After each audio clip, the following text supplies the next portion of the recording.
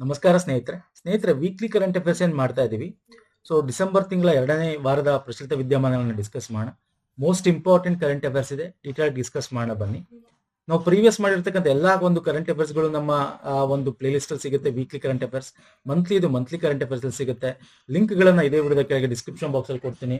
So checkout ಮಾಡಿ. ಹಾಗೆ ನಮ್ಮ ಟೆಲಿಗ್ರಾಮ್, ಇನ್ಸ್ಟಾಗ್ರಾಮ್ ಫಾಲೋ ಮಾಡ್ಕೊಳ್ಳಿ. ಅದರ ಲಿಂಕ್ ಕೂಡ ಇದೇ ವಿಡಿಯೋದ ಕೆಳಗೆ ಡಿಸ್ಕ್ರಿಪ್ಷನ್ ಬಾಕ್ಸ್ ಅಲ್ಲಿ ಇದೆ, ಅಥವಾ ಪುನೀತ್ ಫೋರಂ ಅಂತ ಸರ್ಚ್ ಮಾಡಿ ಈ ರೀತಿ ಸಿಂಬಲ್ ಸಿಗುತ್ತೆ, ತಾವು ಜಾಯ್ನ್ ಆಗಿ. ಸೊ ಬನ್ನಿ, ನಾನು ತಡ ಮಾಡಲ್ಲ, ಡೈರೆಕ್ಟ್ ಆಗಿ ಕ್ವಶನ್ಸ್ ಮುಖಾಂತರ ನಾನು ಇಲ್ಲಿ ತಗೊಂತಾ ಹೋಗ್ತೀನಿ. ಎನ್ವೈರನ್ಮೆಂಟ್ ರಿಲೇಟೆಡ್, ಬೇರೆ ಸೈನ್ಸ್ ರಿಲೇಟೆಡ್, ಸೊ ಈ ತರದೆಲ್ಲ ಕ್ವಶನ್ಸ್ ಗಳು ಇದರಲ್ಲಿ ತುಂಬಾ ಇದೆ. ಡೀಟೇಲ್ ಆಗಿ ಡಿಸ್ಕಸ್ ಮಾಡೋಣ. ಇತ್ತೀಚೆಗೆ ಸುದ್ದಿಯಲ್ಲಿರುವ ಚಾಂಪಿಯನ್ಸ್ ಆಫ್ ದ ಅರ್ತ್ ಪ್ರಶಸ್ತಿ ನೀಡುವವರು ಯಾರು? ನೋಡಿ, champions of the earth very important. Last 2023-24 ಅಲ್ಲಿ ಕೇಳಿದ್ದ, ಕೆಇಎಲು ಕೇಳಿದ, ಕೆಪಿಎಸ್ ಕೇಳಿದ್ದ, ನಮ್ಮ ಮಾಧವ್ ಘಾಡ್ಗಿಲ್ ಅವರಿಗೆ ಸಿಕ್ಕಿತ್ತು ಅಲ್ವಾ? ಈ ಸಲ ಕೂಡ 5 ಜನ ಕೊಡ್ತಾರೆ. ನಮ್ಮ ಭಾರತೀಯ ಮಹಿಳೆಗೆ ಕೂಡ ಸಿಕ್ಕಿದೆ. ಇದನ್ನ ಪ್ರದಾನ ಮಾಡ್ತಕ್ಕಂಥವ್ರು ವಿಶ್ವಸಂಸ್ಥೆ ಪರಿಸರ ಕಾರ್ಯಕ್ರಮ, united nation environmental programme, UNEP. So champion of the earth ಅಂತಕ್ಕಂಥದ್ದು ಎನ್ವೈರನ್ಮೆಂಟ್ ರಿಲೇಟೆಡ್ ಸಂಬಂಧಪಟ್ಟಂತೆ ಯಾರು ಒಂದಷ್ಟು ಕೆಲಸ ಮಾಡಿರ್ತಾರೆ ಅಂತವ್ರಿಗೆ ಕೊಡ್ತಕ್ಕಂಥದ್ದು. 2005ರಲ್ಲಿ ಇದು ಎಸ್ಟಾಬ್ಲಿಷ್ ಆಗುತ್ತೆ. 2005ರಿಂದ ಕೊಡ್ತಾ ಬರ್ತಾ ಇದ್ದಾರೆ. ಈ ವರ್ಷದ 2025 ಮಿಸ್ ಸಾಹು ಅಂತ ಕರಿತೀವಿ, ಸುಪ್ರಿಯಾ ಸಾಹು. ತಮಿಳುನಾಡಿನಲ್ಲಿ ಕೆಲಸ ಮಾಡ್ತಿರ್ತಕ್ಕಂಥ department of environmental climate change and forest ಅಡಿಯಲ್ಲಿ ಕೆಲಸ ಮಾಡ್ತಿರ್ತಕ್ಕಂಥ IAS ಆಫೀಸರ್ ಇವರು. ಓಕೆ, ಇವರು ಏನಕ್ಕೆ ಇವ್ರು ಕೊಟ್ಟರು ನೋಡಿ, ಇವರು ಪ್ಲಾಸ್ಟಿಕ್ ಕಡಿತ, ಸುಸ್ಥಿರ ತಂಪಾಗಿಸುವಿಕೆ ಅಂದ್ರೆ ಕೂಲ್ ರೂಫ್ ಪ್ರಾಜೆಕ್ಟ್ಗೆ ಸಂಬಂಧಪಟ್ಟಂತೆ, ಪರಿಸರ ವ್ಯವಸ್ಥೆಯ ಪುನಃಸ್ಥಾಪನೆಗೆ ಸಂಬಂಧಪಟ್ಟಂತೆ ಎಷ್ಟೊಂದು ಲಕ್ಷಾಂತರ ಜನ ಮೇಲೆ ಪರಿಣಾಮ ಬೀರ್ತಕ್ಕಂಥ ಕೆಲಸ ಮಾಡಿದ್ದಾರೆ. ಹಸಿರು ಉದ್ಯೋಗ, ಗ್ರೀನ್ ಎಂಪ್ಲಾಯ್ಮೆಂಟ್ ಅಂತೀವಲ್ಲ, ಅದನ್ನು ಸೃಷ್ಟಿಸಲು ಕೂಡ ಇವರು ಕೆಲಸ ಮಾಡಿದ್ದಾರೆ. ಸ್ಫೂರ್ತಿ ಮತ್ತು ಕ್ರಿಯಾ ವಿಭಾಗದ ಅಡಿಯಲ್ಲಿ ಗುರುತಿಸಲ್ಪಟ್ಟು ಇವರಿಗೆ ಕೊಟ್ಟಿರ್ತಕ್ಕಂಥದ್ದು 5 ರೀತಿಯಾದ ಒಂದು ಕ್ಯಾಟಗರಿಯಲ್ಲಿ ಇದು ಮಾಡ್ತಾರೆ. ಒಂದು ಪಾಲಿಸಿ ಅಡಿಯಲ್ಲಿ, ಓಕೆ, ಒಂದು ಎನ್ಕರೇಜ್ಮೆಂಟ್ ಒಂದು ಅಡಿಯಲ್ಲಿ, ಉದ್ಯಮಶೀಲತೆ ಅಡಿಯಲ್ಲಿ, ವಿಜ್ಞಾನ, ಸೈನ್ಸ್ ಮತ್ತು ಜೀವಮಾನ ಸಾಧನೆ ಈ ತರದಲ್ಲಿ ಕೊಡ್ತಕ್ಕಂಥದ್ದಲ್ಲಿ ಸ್ಫೂರ್ತಿ ಮತ್ತು ಕ್ರಿಯಾ ವಿಭಾಗದಲ್ಲಿ ಸುಪ್ರಿಯಾ ಸಾಹು ಅವರಿಗೆ ಸಿಕ್ಕಿದೆ. Okay, fine. ನೆಕ್ಸ್ಟ್ ಬನ್ನಿ. ಭಾರತದ ಕೆಲವು ರಾಮ್ಸಾರ್ ತಾಣಗಳು ಕುರಿತು ಈ ಕೆಳಗಿನ ಹೇಳಿಕೆಯನ್ನು ಪರಿಗಣಿಸಿ. ಸಿಲಿಸರ್ ಸರೋವರವು ರಾಜಸ್ಥಾನ ರಾಜ್ಯದಲ್ಲಿ ನೆಲೆಗೊಂಡಿರುವ ರಾಮ್ಸಾರ್ ತಾಣವಾಗಿದೆ. ಕೋಪ್ರಾ ಜಲಾಶಯವು ಛತ್ತೀಸ್ಗಢದ ರಾಜ್ಯದಿಂದ ಪಟ್ಟಿ ಮಾಡಲಾದ ಮೊದಲ ರಾಮ್ಸಾರ್ ತಾಣವಾಗಿದೆ. ಮೇಲೆ ನೀಡಲಾದ ಹೇಳಿಕೆಗಳಲ್ಲಿ ಯಾವುದು ಸರಿಯಾಗಿದೆ? ಯಾವ್ದು ಸರಿ ಹೇಳ್ತೀರಾ ಸರ್? ರಾಮ್ಸಾರ್ ಸೈಟ್ಸ್ ಇಂಡಿಯಾದ ಈಗ 96 ಆಗಿದೆ, 94 ಇತ್ತು, ಈಗ 95 ಮತ್ತೆ 96 ಘೋಷಣೆ ಮಾಡಿದ್ದಾರೆ. ಸೊ 2 ಆಪ್ಷನ್ಸ್ ಕೂಡ ಇಲ್ಲಿ ಕರೆಕ್ಟ್. ಒಂದು ಕೋಪ್ರಾ ಜಲಾಶಯ ಛತ್ತೀಸ್ಗಢದಲ್ಲಿ, ಸಿಲಿಸ್ಟ್ರೇರ್ ಲೇಕ್ ರಾಜಸ್ಥಾನದಲ್ಲಿದೆ. ಸೊ ಇದು ಒಂದು ಸಿಲಿಸ್ಟರ್ ಲೇಕ್ ಇದೆಯಲ್ಲ, ಇದು ರಾಜಸ್ಥಾನದಲ್ಲಿ ಸಾರ್ಸಿಕಾ ಟೈಗರ್ ರಿಸರ್ವ್ಸ್ಗೆ ಅಡಿಯಲ್ಲಿ ಬರ್ತಕ್ಕಂಥದ್ದು. 96ನೇದು. 95ನೇದು ಯಾವುದು? ಕೋಪ್ರಾ ಜಲಾಶಯ ರಿಸರ್ವಾಯರ್. ಇದು ಛತ್ತೀಸ್ಗಢ ಬಿಲಾಸ್ಪುರ ಹತ್ರ ಬರ್ತಕ್ಕಂಥದ್ದು, ಮಹಾನದಿ ರಿವರ್ ಕ್ಯಾಚ್ಮೆಂಟ್ ಏರಿಯಾದಲ್ಲಿ ಬರುತ್ತೆ. ಇನ್ನು ಇದ್ರ ಬಗ್ಗೆ ನೋಡೋದಾದ್ರೆ, ಈ ಸಿಲಿಸ್ಟರ್ ಸರೋವರ ಏನಿದೆ, ಇದು ಮಹಾರಾಜ ವಿನಯ್ ಸಿಂಗ್ ಅಂದ್ರೆ ಮಾನವ ನಿರ್ಮಿತವಾಗಿರ್ತಕ್ಕಂಥ ಒಂದು ಹುಲಿ ಅಭಯಾರಣ್ಯದ ಅಡಿಯಲ್ಲಿ ಬಫರ್ ಝೋನ್ ಅಲ್ಲಿ ಬರ್ತಕ್ಕಂಥ ಒಂದು ಸರೋವರ. Okay, it is very important, ಕೇಳಬಹುದು ಎಕ್ಸಾಮ್ ಅಲ್ಲಿ ಬೇಕಾದ್ರೆ ಇಂಥದ್ದು. ಒಟ್ಟು ಈಗ 90 ಎಷ್ಟಿದೆ? 6 ಇದೆ. ಆಸ್ ಪರ್ ಡಿಸೆಂಬರ್ 2025 ಅಪ್ಡೇಟ್ ಮಾಡ್ಕೋತಾ ಇರಬೇಕು. ನಾವು ಪ್ರೀವಿಯಸ್ ಮಾಡಿರ್ತೀವಿ, ಪ್ರತಿ ಮಂತ್ ಕರೆಂಟ್ ಅಫೇರ್ ಅಪ್ಡೇಟ್ ಆಗ್ತಾ ಇರುತ್ತೆ, ಅದು ನೋಡ್ಕೊಳ್ಳಿ ಸ್ನೇಹಿತರೆ. ನೆಕ್ಸ್ಟ್ ಬರ್ತೀನಿ, GI ಟ್ಯಾಗ್. ಇಲ್ಲಿ ಎಷ್ಟು ಜೋಡಿಗಳು ಸರಿಯಾಗಿದೆ ಅಂತ ಕೇಳಿರೋದು. ಪುಳಿಯಕುಂಡಿ ಸುಣ್ಣ ತಮಿಳುನಾಡು, ಪೊಂಡೂರ್ ಖಾದಿ ತೆಲಂಗಾಣ, ಇಂಡಿ ಸುಣ್ಣ ಆಂಧ್ರ ಪ್ರದೇಶ. ಸುಣ್ಣ ಅಲ್ಲ ಇದು, ಆಕ್ಚುಲಿ ಹೇಳ್ಬೇಕು ಅಂತಂದ್ರೆ ಲೈಮ್ ಅಂತಂದ್ರೆ ನಿಂಬೆ ಆಗ್ಬೇಕಿದು, ಸುಣ್ಣ ಅಲ್ಲ. ಇಂಡಿ ನಿಂಬೆ. ಓಕೆ, ನಿಂಬೆ. ನೋಡಿ, ಹೊಸ GI ಟ್ಯಾಗ್ ಸಿಕ್ಕಿದೆ. ಯಾವುದು? ಪೊಂಡಕೂರು ಖಾದಿ ಫ್ಯಾಬ್ರಿಕ್. ಓಕೆ, ಅರ್ಥ ಆಗ್ತಿದೆಯಲ್ಲ ಹೇಳ್ತಾ ಇರೋದು? ಇಲ್ಲಿ 3 ಕರೆಕ್ಟೇ, ಬಟ್ ಇದು ಹೊಸ GI ಟ್ಯಾಗು. ಮತ್ತೆ ಇದೆರಡು ಯಾಕೆ ಸೇರಿಸ್ತೆ? ಇದು ಕರೆಕ್ಟೇ, ಬಟ್ ಯಾಕೆ ಅದು 2 ಸೇರಿಸಿದೆ ಅಂದ್ರೆ, ನಿಮ್ ಪ್ರೀವಿಯಸ್ ನಾವು ಮಾಡಿರ್ತಕ್ಕಂಥ ವೀಕ್ಲಿ ಕರೆಂಟ್ ಅಫೇರ್ ಗಳಲ್ಲಿ ನೋಡಿರ್ತೀರಾ, ಇದೆರಡು ಫೇಮಸ್. ಯಾವುದು? ಇಂಡಿ ನಿಂಬೆ, ಪುಲಿಯಕುಂಡಿ ನಿಂಬೆ ಹಣ್ಣು, ಲೈಮ್. ಯಾಕಂದ್ರೆ ಎಕ್ಸ್ಪೋರ್ಟ್ ಮಾಡ್ತಾ ಇದೀವಿ, ಇದು ಕರ್ನಾಟಕದ್ದು ಮತ್ತೆ ತಮಿಳುನಾಡು ಈ 2 ಇದನ್ನ ಎಕ್ಸ್ಪೋರ್ಟ್ ಮಾಡ್ತಾರೆ. ಅದಕ್ಕೆ ಅದನ್ನ ನಾನು ಹೊಂದಿಸಿ ಬರೆಯ ಟೈಪ್ ಅಲ್ಲಿ ಹಾಕಿ ಕೇಳಿದ್ದೀನಿ. ಯಾಕಂದ್ರೆ ಇದು ಕೂಡ ಕರೆಂಟ್ ಅಫೇರ್ ಇದೆ ಲಾಸ್ಟ್ ಮಂತ್ ಅಲ್ಲಿ. ಅರ್ಥ ಆಗ್ತಿದೆಯಲ್ಲ? ಸೊ ಈ ಪುಂಡಕೂರು ಖಾದಿ ಏನಿದೆ, ಪುಂಡಕೂರು ಖಾದಿ ಇದೊಂದು ತುಂಬಾ ಹಳೆ ಖಾದಿ. ಒಂದ್ ರೀತಿ ಇದನ್ನ ಪುಂಡುಕೂರು ವಿಲೇಜ್, ಶ್ರೀಕಾಕುಲಂ ಡಿಸ್ಟ್ರಿಕ್ಟ್, ಆಂಧ್ರ ಪ್ರದೇಶದಲ್ಲಿ ಹ್ಯಾಂಡ್ ಓಕೆ ಫ್ಯಾಬ್ರಿಕ್ ಕಾಟನ್ ಇಂದ ಹ್ಯಾಂಡ್ ಇಂದ ಮಾಡ್ತಕ್ಕಂಥದ್ದು. 100 years ಎಗೋ ಇದನ್ನ ಮಹಾತ್ಮ ಗಾಂಧಿ ಕೂಡ ರೆಕಗ್ನೈಸ್ ಮಾಡಿದ್ರು. ಸೊ ಹಾಗಾಗಿ ಇದಕ್ಕೆ ಜೆ ಟ್ಯಾಗ್ ಸಿಕ್ಕಿದೆ. ಓಕೆ,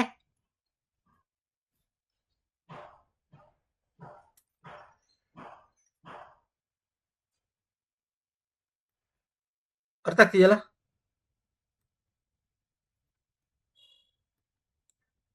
ಸಾರಿ, ಇಲ್ಲಿ ಯಾವ್ದು ಸರಿಯಾಗಿದೆ ಅಂತ ಕೇಳಿರೋದು ಹೊಂದಾಣಿಕೆ ಅಂದ್ರೆ ಆಪ್ಷನ್ 1 ಮಾತ್ರ. ಸೊ ಅದೇ 3 ಹೆಂಗಾಯ್ತು ಅಂತ ಅದೇ ಯೋಚನೆ ಮಾಡ್ತಾರೆ ನೋಡಿ. ಇದು ಆಂಧ್ರ ಪ್ರದೇಶ, ಇದು ಕರ್ನಾಟಕ, ಆಂಧ್ರ ಪ್ರದೇಶ ಅಲ್ಲ. ಪೊಂಡೂರ್ಕದಿ ತೆಲಂಗಾಣ ಅಲ್ಲ, ಆಂಧ್ರ ಪ್ರದೇಶ. ಅಗೇನ್ ಇದೆರಡು ತಪ್ಪು, ಹಾಗಾಗಿ ಆಪ್ಷನ್ 1 ಮಾತ್ರ ಕರೆಕ್ಟ್. ಓಕೆ, ಎಸ್, ಅರ್ಥ ಆಗ್ತಿಲ್ಲ. ನಾನು ಕರ್ನಾಟಕ ಅದೇ, ಅದು ಏನಕ್ಕೆ ಇಂಡಿ ಲೈಮ್ಗೆ ನಾನು ಆಂಧ್ರ ಪ್ರದೇಶಕ್ಕೆ ಟಿಕ್ ಆಗ್ತದೆ ಅದೇ ಯೋಚನೆ ಮಾಡ್ತಾ ಇದೆ. It is Karnataka, not Andhra Pradesh. ನೋಡಿ ಇಲ್ಲಿ ಕೊಟ್ಟಿದ್ದೀನಿ ಫ್ರೆಂಡ್ಸ್. ನೆಕ್ಸ್ಟ್ ಬರ್ತೇನೆ. ಇಂಟರ್ಪೋಲ್ಗೆ ಸಂಬಂಧಪಟ್ಟೆ, ಇಂಟರ್ನ್ಯಾಷನಲ್ ಕ್ರಿಮಿನಲ್ ಅಲ್ವಾ, ಇಂಟರ್ಪೋಲ್ ಗೊತ್ತಲ್ವಾ, ಒಂಥರ ಇಂಟರ್ನ್ಯಾಷನಲ್ ಇರ್ತಕ್ಕಂಥ ಒಂದು ಪೊಲೀಸ್ ಅಂತ ಅನ್ಬೋದು, ಎಲ್ಲಾ ರಾಷ್ಟ್ರಗಳಿಗೆ ಸಂಬಂಧಪಟ್ಟಂತೆ. ಈಗ ಸುದ್ದಿಯಲ್ಲಿತ್ತು. ಯಾಕೆ ಸುದ್ದಿಯಲ್ಲಿತ್ತು? ಫಸ್ಟ್ ಅದಕ್ಕಿಂತ ಮುಂಚೆ ಸುದ್ದಿಯಲ್ಲಿದ್ದಾಗ ಈಗ ಗೋವಾದಲ್ಲಿ ಒಂದು ಇದಾಯ್ತು, ಯಾವುದೋ ನಿಮ್ಗೆ ಗೊತ್ತಿದೆ, ಒಂದಷ್ಟು ಜನ ಸತ್ತೋದ್ರಲ್ಲಿ 25 ಜನ ಸತ್ರು ಅನ್ಕೋತೀನಿ, if I am not wrong. ಬೆಂಕಿ ಇದಾಗಿ ಆ ರೆಸಾರ್ಟ್ ಇದರಲ್ಲಿ ಯಾವುದೋ ಇದರಲ್ಲಿ. ಸೊ ಅವರ ಓನರ್ಗಳು ಎಸ್ಕೇಪ್ ಆಗಿದ್ದಾರೆ. ಓಕೆ, ಈಗ ಅವ್ರನ್ನ ಹುಡುಕಕ್ಕೋಸ್ಕರ ಒಂದು ಇಂಟರ್ಪೋಲ್ ಅಲ್ಲಿ ಒಂದು ನೋಟಿಸ್ನ ಜಾರಿ ಮಾಡಿದ್ದಾರೆ. ಅದು ಯಾವುದು, ಬ್ಲೂ ಕಲರ್ ನೋಟಿಸಾ, ಕೆಂಪುನ, ಹಳದಿನ, ಕಿತ್ತಳನ, ಹಸಿರನ ಅಂತ ಹೇಳ್ಬೇಕು ನೀವು. ಬಟ್ ನಾ ಇಲ್ಲಿ ಒಂದು ಜನರಲ್ ಕ್ವಶನ್ ಕೇಳಿದ್ದೇನೆ. ಬ್ಲೂ ಇಂಟರ್ಪೋಲ್ ನೋಟಿಸ್ ಯಾವ್ದು ಕೊಡ್ತಾರೆ? ಕೆಂಪು ಯಾವ್ದು, ರೆಡ್ ಯಾವ್ದು ಕೊಡ್ತಾರೆ, ಹಳದಿ, ನೀಲಿ, ಎಲ್ಲೋ ಯಾವ್ದು ಕೊಡ್ತಾರೆ, ಆರೆಂಜ್ ಯಾವ್ದು ಕೊಡ್ತಾರೆ, ಗ್ರೀನ್ ಯಾವ್ದು ಕೊಡ್ತಾರೆ ಅಂತ. ಇಲ್ಲಿ ಏನ್ ಕೊಟ್ಟಿದ್ದೀನಲ್ಲ ನೋಡಿ, ಬ್ಲೂ ಅಡಿಷನಲ್ ಇನ್ಫಾರ್ಮೇಶನ್ ಬೇಕು ಅವ್ರ ಬಗ್ಗೆ, ಅವ್ರ ಲೊಕೇಶನ್ ಬಗ್ಗೆ ಅನ್ನೋದು ಒಂದು ರಾಷ್ಟ್ರ ಓಡಿಸಿದ್ರೆ ಆಗ ಆ ಎಲ್ಲಾ ರಾಷ್ಟ್ರಗಳಲ್ಲಿ, ಈಗ ನಮ್ಮ ಫಾರ್ ಎಕ್ಸಾಂಪಲ್ ಇಂಟರ್ಪೋಲ್ ಇರೋದು ಎಲ್ಲಿ sir? Head quarters Lyon, France ಅಲ್ಲಿ ಇರೋದು ಅಲ್ವಾ ಸರ್? ಈಗ ಭಾರತದಲ್ಲಿ ಇಂಟರ್ಪೋಲ್ ಜೊತೆ ಕೋಆರ್ಡಿನೇಟ್ ಮಾಡೋದು ಯಾವುದು? CBI, central bureau of investigation. ಅದೇ ತರ ಬೇರೆ ಬೇರೆ ರಾಷ್ಟ್ರಗಳಲ್ಲಿ ಇಂಟರ್ಪೋಲ್ ಜೊತೆ ಕೋಆರ್ಡಿನೇಟ್ ಬೇರೆ ಬೇರೆ ಇರುತ್ತೆ. ಒಂದ್ಸಲ ಈ ನೋಟಿಸ್ ಜಾರಿ ಮಾಡಿದ್ರೆ ಆ ಎಲ್ಲಾ ರಾಷ್ಟ್ರಗಳಿರ್ತಕ್ಕಂಥ ಆ ಒಂದು ಇಂಟರ್ಪೋಲ್ ಜೊತೆ ಕನೆಕ್ಟ್ ಆಗಿರ್ತಕ್ಕಂಥ ಆ ದೇಶದ ಒಂದು ಏಜೆನ್ಸಿಗಳು ಏನ್ ಮಾಡುತ್ತೆ, ಕಾರ್ಯಪ್ರವೃತ್ತರ ಆಗ್ತದೆ. ನಮ್ಮ ದೇಶದಲ್ಲಿ ಇದಾರೆ ಏನು ಹುಡುಕಿ ಅದ್ರ ಬಗ್ಗೆ ಇನ್ಫಾರ್ಮೇಶನ್ ಕೊಡೋದು. Red, arrest of wanted person. Yellow, locate missing person. Orange, warn about serious threats. Green, warning on criminal activities. ಎಲ್ಲ ಆಪ್ಷನ್ಸ್ ಕೂಡ ಕರೆಕ್ಟ್ ಇದೆ, ಕರೆಕ್ಟ್ ಆಗಿ ಮ್ಯಾಚ್ ಮಾಡ್ಕೊಟ್ಟಿದ್ದೀನಿ. ಈಗ ಬ್ಲೂ ಕಲರ್ ನೋಟಿಸ್ ನ ಜಾರಿ ಮಾಡಿದ್ದಾರೆ. ನಾನು ಹೇಳ್ತೀನಿ, ಗೋವಾ ನೈಟ್ ಕ್ಲಬ್ ಫೈರ್ ಏನಾಗಿತ್ತು, Interpol issues blue notice against 2 owners. ಯಾರು 2 owners? Gaurav Luthra and Saurabh. Okay, 25 ಜನ ಸತ್ತೋದ್ರಲ್ಲ. ಸೊ ಹಾಗಾಗಿ ಈ ಬ್ಲೂ ಕಲರ್ ನೋಟಿಸ್ ಏನ್ ಹೇಳುತ್ತೆ? ಬ್ಲೂ ಅಡಿಷನಲ್ ಇನ್ಫಾರ್ಮೇಶನ್ ಬೇಕು ಅವ್ರು ಎಲ್ಲಿದ್ದಾರೆ ಅಂತ. ಓಕೆ, ಅವರೆಲ್ಲೋ ಥೈಲ್ಯಾಂಡ್ಗೋ ಎಲ್ಲವೋ ಫ್ಲೈ ಮಾಡಿದ್ದಾರೆ. ಅವರು ಥೈಲ್ಯಾಂಡ್ ಅಲ್ಲಿ ಇರಬೇಕು ಅನ್ಕೋತೀನಿ, ನಾಟ್ ರಾಂಗ್. ಓಕೆ, ಸೊ ಹಾಗಾಗಿ ಅದು ಎಲ್ಲೋ ಮಿಸ್ಸಿಂಗ್ ಪರ್ಸನ್ ಬಗ್ಗೆ ಹೇಳ್ತಕ್ಕಂಥದ್ದು. ರೆಡ್ ನೋಟಿಸ್ ಜಾರಿ ಮಾಡಿದ್ರೆ ವಾಂಟೆಡ್, ನಮ್ಗೆ ಬೇಕೇ ಬೇಕು ಅನ್ನುವಂತ. Green notice warning and intelligence ಬಗ್ಗೆ. ಸೊ ಈಗ ಎಷ್ಟಾಗ್ತಾರೆ? 1, 2, 3, 4, 5, 6, 7, 8 ತರ ನೋಟಿಸ್ ಕೊಡ್ತಾರೆ. ಓಕೆ, ಸೊ ಇದು ಗೊತ್ತಿರಲಿ. ಸೊ ವೆರಿ ಇಂಪಾರ್ಟೆಂಟ್ ಇದು. ಇದೆಲ್ಲ ಕೇಳಿದಾನೆ ಎಕ್ಸಾಮ್ ಅಲ್ಲಿ, ಕೇಳ್ತಾನೆ. ಈ ತರ ಸುದ್ದಿಯಲ್ಲಿ ಇದ್ದಾಗ ನಿಮ್ಗೆ ಬೇಸಿಕ್ ಥಿಂಗ್ಸ್ ನ ಕೇಳ್ತಾನೆ. ಹೆಡ್ ಕ್ವಾರ್ಟರ್ಸ್ ಎಲ್ಲಿದೆ ಅದು ಕೂಡ ನಿಮ್ಗೆ ಗೊತ್ತಿರಬೇಕು. Okay, move to next question. Yes, ಇತ್ತೀಚೆಗೆ ಸುದ್ದಿಯಲ್ಲಿ ಕಂಡುಬರುವ ಆಪರೇಷನ್ ಥಂಡರ್ 2025 ಅನ್ನು ಪ್ರಾರಂಭಿಸಿದವರು ಯಾರು? ಆಪರೇಷನ್ ಥಂಡರ್ ಅಂದ್ರೆ ಸ್ನೇಹಿತರೆ, ಏನಕ್ಕೆ ಇದು ಮಾಡಿದ್ರು ಅಂದ್ರೆ, ಇಲ್ಲಿಗಲಿ ಒಂದಷ್ಟು ಅನಿಮಲ್ ನ ಸೀಸ್ ಟ್ರಾನ್ಸ್ಪೋರ್ಟ್ ಮಾಡೋಣ, ಸೀಸ್ ಮಾಡೋದು. ತುಂಬಾ birds, turtles, reptiles, pyramids, pangolin, big cat, other animals, ಒಟ್ಟು ನೋಡಿ ಎಷ್ಟು ಇದನ್ನ ಅವರು ಇಂಟರ್ಪೋಲ್ ಅಂಡ್ ವಿಶ್ವ ಕಸ್ಟಮ್ಸ್ ಸಂಸ್ಥೆ ಎರಡು. ಅದಕ್ಕೆ ಇಂಟರ್ಪೋಲ್ ಎಷ್ಟು ಇಂಪಾರ್ಟೆಂಟ್ ಆಗುತ್ತೆ ಅಂತ. ವಿಶ್ವ ಕಸ್ಟಮ್ಸ್ ಸಂಸ್ಥೆ ಸೇರಿ ಇದನ್ನ ಏನ್ ಮಾಡಿದ್ದಾರೆ, WCO ಅಂತ ಕರಿತೀವಿ, ವರ್ಲ್ಡ್ ಕಸ್ಟಮ್ ಆರ್ಗನೈಸೇಷನ್ ಅಂತ. ಓಕೆ, ಸೊ ಇದರಲ್ಲಿ ನೋಡೋದಾದ್ರೆ ಎಷ್ಟೋ ಕಡೆ ಏರ್ಪೋರ್ಟ್ ಕಡೆ 30,000 ಲೈವ್ ಅನಿಮಲ್ ನ ಸೀಸ್ ಮಾಡಿದ್ದಾರೆ. 134 ಕಂಟ್ರೀಸ್ ಏಜೆನ್ಸಿಗಳು ಇದರಲ್ಲಿ ಆಪರೇಷನ್ ಇನ್ವಾಲ್ವ್ ಆಗಿದ್ದಾರೆ. ಓಕೆ, ಪ್ಯಾಂಗ್ಲೋನ್ ಸ್ಕೇಲ್ಸ್, ಬುಷ್ಮೆಂಟ್, ಇನ್ಸೆಕ್ಟ್ಸ್, ಟಿಂಬರ್, ಎಂತ ತುಂಬಾ ಎಲ್ಲ ಅನಿಮಲ್ಸ್ ಗಳನ್ನ ಸೀಸ್ ಮಾಡಿದ್ದಾರೆ. ಓಕೆ, ವೆರಿ ಇಂಪಾರ್ಟೆಂಟ್ ಇದು. ನೆಕ್ಸ್ಟ್, ಈಗ ಈ ಒಂದು ಅನಿಮಲ್ಗೆ ಸಂಬಂಧಪಟ್ಟಂತೆ ಇನ್ನೊಂದು ಇಂಪಾರ್ಟೆಂಟ್ ಆಗುತ್ತೆ. ಏನಕ್ಕೆ ತಗೊಂಡ್ರು ಅಂದ್ರೆ ಇಲ್ಲಿಗಲಿ ಮಾರಾಟ, ಇಲ್ಲೀಗಲ್ ಒಂದು ಟ್ರೇಡ್ ಅಂತ ಕರಿತೀವಿ. ಅದಕ್ಕೋಸ್ಕರ ನಮ್ಮ ಸೈಟ್ಸ್ ಇರೋದು. ಸೈಟ್ಸ್ ಸಂಬಂಧಪಟ್ಟಂತೆ this is most important question. ಏನ್ ಹೇಳ್ತೀರಾ? ಸೈಟ್ಸ್ ಫುಲ್ ಫಾರ್ಮ್ ಏನು? International trade on endanger species ಅಂತ ಕರಿತೀವಿ. ಗೊತ್ತಾಗ್ತಿದೆಯಲ್ಲ? Convention on international trade on endangered species, ಇದ್ರದ್ದು 50ನೇ ವಾರ್ಷಿಕೋತ್ಸವದ ಒಂದು ಕಾನ್ಫರೆನ್ಸ್ ಆಫ್ ಪಾರ್ಟಿ ನಡೀತು. ಅದು ಕಾಪ್ 20 ಅಂತ ಕರಿತೀವಿ, ಗೊತ್ತಿರ್ಬೇಕಿದು. ಸೈಟ್ಸ್ ನ ಕಾಪ್ 20 ನಡೀತು. ಯಾಕಂದ್ರೆ 50ನೇ ವರ್ಷ ವಾರ್ಷಿಕೋತ್ಸವ. ಹಂಗ ಸರ್ 20 ಅಂತೀರ 50 ಅಂತೀರ, ಏನ್ ಸರ್ ಇದು ಅಂತ ಕೇಳಬಹುದು. ಸಿ, ಕಾನ್ಫರೆನ್ಸ್ ಆಫ್ ಪಾರ್ಟಿ ಇದು 2 ರಿಂದ 3 ವರ್ಷಕ್ಕೊಂದ್ಸಲ ನಡೆಯೋದು. ಇದು ಸೈಟ್ಸ್ ಪ್ರತಿ ವರ್ಷ ನಡೆಯಲ್ಲ. ಇದು ಎಸ್ಟಾಬ್ಲಿಷ್ ಆಗಿದೆ 1975. ಈಗ 2025 ಎಷ್ಟಾಯ್ತು? 50 ಇಯರ್ಸ್ ಆಯ್ತು. ಹಂಗಾಗಿ 50ನೇ ವಾರ್ಷಿಕೋತ್ಸವ ಎಲ್ಲಿ ನಡೀತು? ಉಜ್ಬೇಕಿಸ್ತಾನ್ ಸಮರ್ಕಂಡ್ ಅಲ್ಲಿ ನಡೀತು. ಓಕೆ, ಬನ್ನಿ ಆಪ್ಷನ್ ನೋಡೋಣ ಬನ್ನಿ. ಸೈಟ್ಸ್ ಎಂಬುದು ಜಾತಿಗಳ ಬದುವಳಿಕೆಯನ್ನು ಖಚಿತಪಡಿಸಿಕೊಳ್ಳಲು ಕಾಡು. ಇಲ್ಲಿ ಫುಲ್ ಫಾರ್ಮ್ ಕೊಟ್ಟಿದೆ ನೋಡಿ. ಅಳಿವಿನಂಚಿನಲ್ಲಿರುವ ಪ್ರಭೇದಗಳಾದ ಕಾಡು ಪ್ರಾಣಿ ಮತ್ತು ಸಸ್ಯಗಳ ಅಂತಾರಾಷ್ಟ್ರೀಯ ವ್ಯಾಪಾರದ ಸಮಾವೇಶ. Convention on international trade of endangered flora and fauna species ಬಗ್ಗೆ. ಓಕೆ, ಪ್ರಾಣಿ ಮತ್ತು ಸಸ್ಯಗಳ ಒಂದು ಪ್ರಭೇದಗಳ ವ್ಯಾಪಾರಕ್ಕೆ ಸಂಬಂಧಪಟ್ಟಂತೆ ಇರತಕ್ಕಂಥ ಅಂತಾರಾಷ್ಟ್ರೀಯ ಒಂದು ಸಮಾವೇಶ. ಓಕೆ, ಆಪ್ಷನ್ 1 ಇದೆ. ಇದನ್ನು ನಿಯಂತ್ರಣ ಮಾಡುತ್ತೆ. ಇದು ಕಾನೂನುಬದ್ಧ ಒಪ್ಪಂದ. ಹೌದು, ಇದು ಕರೆಕ್ಟ್. ಸೈಟ್ಸ್ ಅಳಿವಿನ ಅಂಚಿನ ಅಪಾಯದ ಆಧಾರದ ಮೇಲೆ ಶ್ರೇಣೀಕೃತ ವ್ಯಾಪಾರ ನಿರ್ಬಂಧಗಳನ್ನು ಒದಗಿಸುವ 3 ಅನುಬಂಧಗಳ ಮೂಲಕ ಕಾರ್ಯನಿರ್ವಹಿಸುತ್ತದೆ.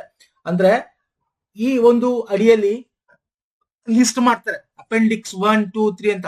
ಅಪೆಂಡಿಕ್ಸ್ 1, 2, 3 ಅಂತ 3 ರೀತಿಯ ಅನುಬಂಧಗಳಿದೆ. ಅದ್ರಲ್ಲಿ ಲಿಸ್ಟ್ ಆಗಿರ್ತಕ್ಕಂಥ ಯಾವುದೇ ಸ್ಪೀಶೀಸ್ ಆಗಿರ್ಬೋದು, ಪ್ರಭೇದಗಳು, ಅದು ಸಸ್ಯ ಪ್ರಾಣಿ ಯಾವ್ದಾರಾಗಿರ್ಬೋದು ಸ್ನೇಹಿತರೆ, ಅದನ್ನ ಮಾರಾಟ ಮಾಡೋಂತಿಲ್ಲ. ಅಳಿವಿನಂಚಲ್ಲಿ ಇರ್ತಕ್ಕಂಥ ಲಿಸ್ಟ್ ಮಾಡ್ತಾರೆ. S, correct. ಸೈಟ್ಸ್ ನ 50ನೇ ವಾರ್ಷಿಕೋತ್ಸವ ಉಜ್ಬೇಕಿಸ್ತಾನ್ ಸಮರ್ಕಂಡ್ ನಡೆದ ಮಧ್ಯ ಏಷ್ಯಾದ ಮೊದಲ ಕಾಪ್ ಎಂದು ಗುರುತಿಸಲಾಗಿದೆ. ಹೌದು, 3 ಆಪ್ಷನ್ ಕೂಡ ಕರೆಕ್ಟ್ ಇದೆ. ನೋಡಿ, ಗೊತ್ತಿರಬೇಕಿದು, ವೆರಿ ಇಂಪಾರ್ಟೆಂಟ್ ಸ್ನೇಹಿತರೆ. ಓಕೆ, ಕೇಳ್ತಾನೆ ಕಾಪ್ 20 ಸೈಟ್ಸ್ ಏನು? Convention on international trade on endangered species of wild fauna and flora, legally binding. 1973 Washington ನಲ್ಲಿ ಇದನ್ನ ಫೈನಲೈಸ್ ಮಾಡ್ತಾರೆ. 1975 ಜುಲೈ 1 ನಲ್ಲಿ ಇದು ಫೋರ್ಸ್ ಅಂದ್ರೆ ಚಾಲ್ತಿಗೆ ಬರುತ್ತೆ.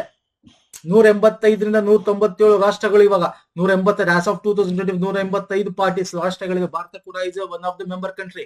ಅಂಡ್ ಇಲ್ಲಿ ಇದು 3 ಅಪೆಂಡಿಸಸ್ 1, 2, 3 ಅಂತ ಇರುತ್ತೆ. ಇದೇನ್ ಮಾಡುತ್ತೆ?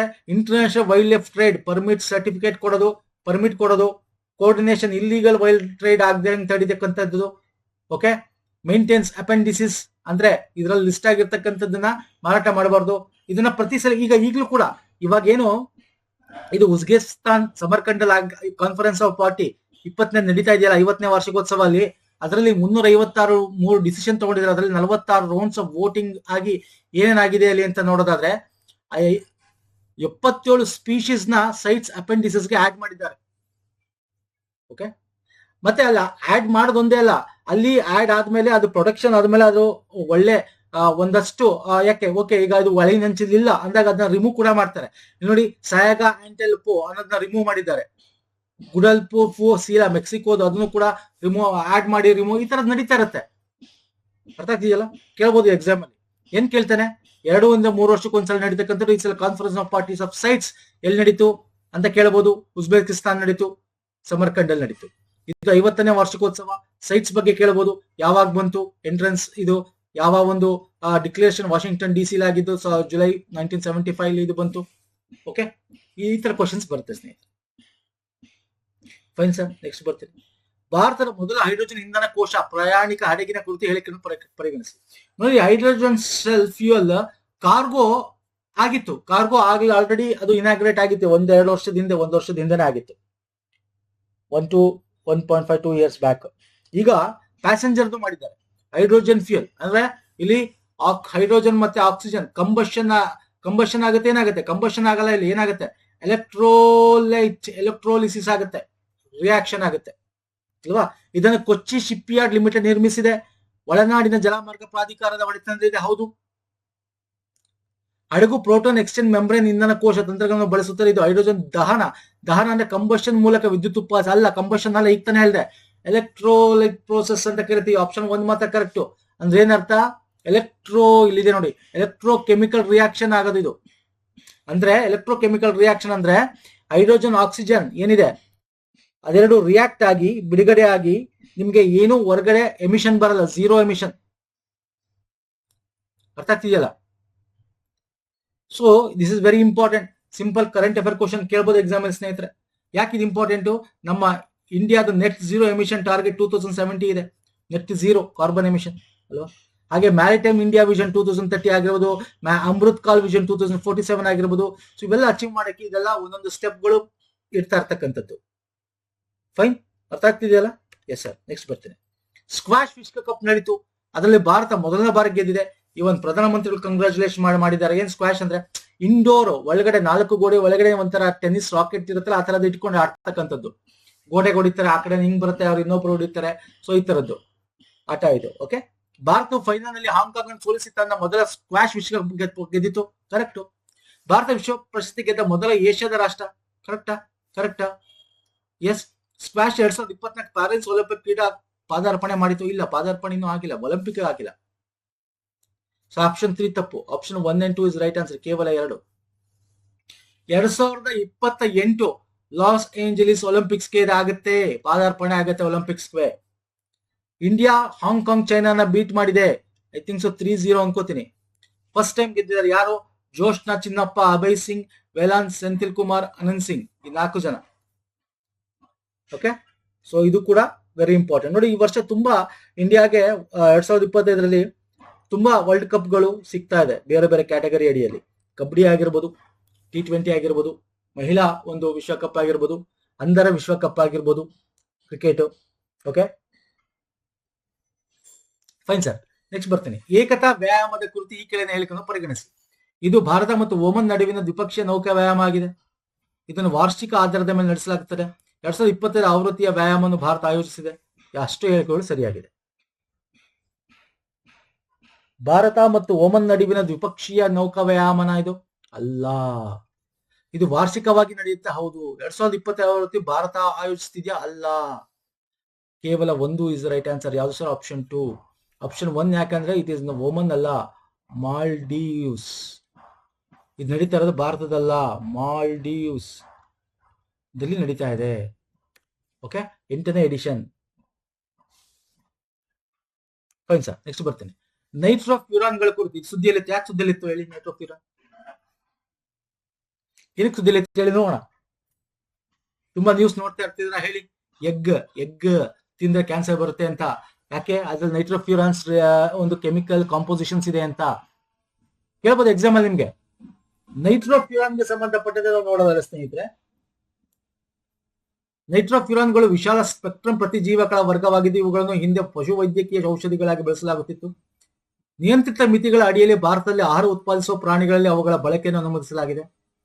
ಹೌದು ಸರ್, ನೈಟ್ರೋಫ್ಯೂರಾನ್ ಮೊದಲು ಈ ಇನ್ಫೆಕ್ಷನ್ ಆಗಬಾರ್ದು ಅಂತ ಹೇಳಿ ಪ್ರಾಣಿಗಳಿಗೆ ಕೊಡ್ತಾ ಇದ್ರು. ಹೌದು, ಇದನ್ನ ಭಾರತದಲ್ಲಿ ಈಗ ಅನುಮತಿ ಇಲ್ಲ. ಆಪ್ಷನ್ 1 ಮಾತ್ರ ಕರೆಕ್ಟ್. ಅದನ್ನ ಬ್ಯಾನ್ ಮಾಡಿದ್ರೆ, ಯಾಕಂದ್ರೆ ಅದರಿಂದ ಕ್ಯಾನ್ಸರ್ಗಳು ಬರುತ್ತೆ ಅಂತ. ಇವಾಗ ಏನಾಗಿದೆ ಅಂದ್ರೆ FSAI ಅದು ಒಂದು ರುಟೀನ್ ಟೆಸ್ಟ್ ಮಾಡ್ತಾ ಇರತ್ತೆ. ಎಗ್ ಟೆಸ್ಟ್ ಮಾಡಿದಾಗ ಅದ್ರಲ್ಲಿ ಒಂದಷ್ಟು ಸಿಕ್ಕಿದೆ. ಯಾಕಂದ್ರೆ ಇದನ್ನು ಯೂಸ್ ಮಾಡಬಾರ್ದು ಅಂತ ಆಲ್ರೆಡಿ ಬ್ಯಾನ್ ಮಾಡಿ ಭಾರತ ಹಲವಾರು ದೇಶಗಳಲ್ಲಿ ಪ್ರಾಣಿಗಳ ಮೇಲೆ ಇದನ್ನ ನಿಷೇಧ ಮಾಡಿದೆ. ಇದನ್ನ ಬ್ಯಾಕ್ಟೀರಿಯಾ, ಪ್ರೋಟೋಜೋವಾ ಸೋಂಕು ಆಗ್ಬಾರ್ದು ಪ್ರಾಣಿಗಳಿಂದ ಬಳಸ್ತಾ ಇದ್ರು ಮೊದಲು. ಯಾಕಂದ್ರೆ ಅವರು ಫಾರ್ಮ್ ಗಳಲ್ಲಿ ದೊಡ್ಡ ದೊಡ್ಡ ಸಂಖ್ಯೆಗಳಲ್ಲಿ ಮಾಡ್ತಾರಲ್ಲ, ಆಗ ಇದಾಗುತ್ತೆ ಅಂತ ಬಳಸ್ತಾ ಇದ್ರು. ಆದ್ರೆ ಈಗ ಅದು ಆಗ್ಬಾರ್ದು.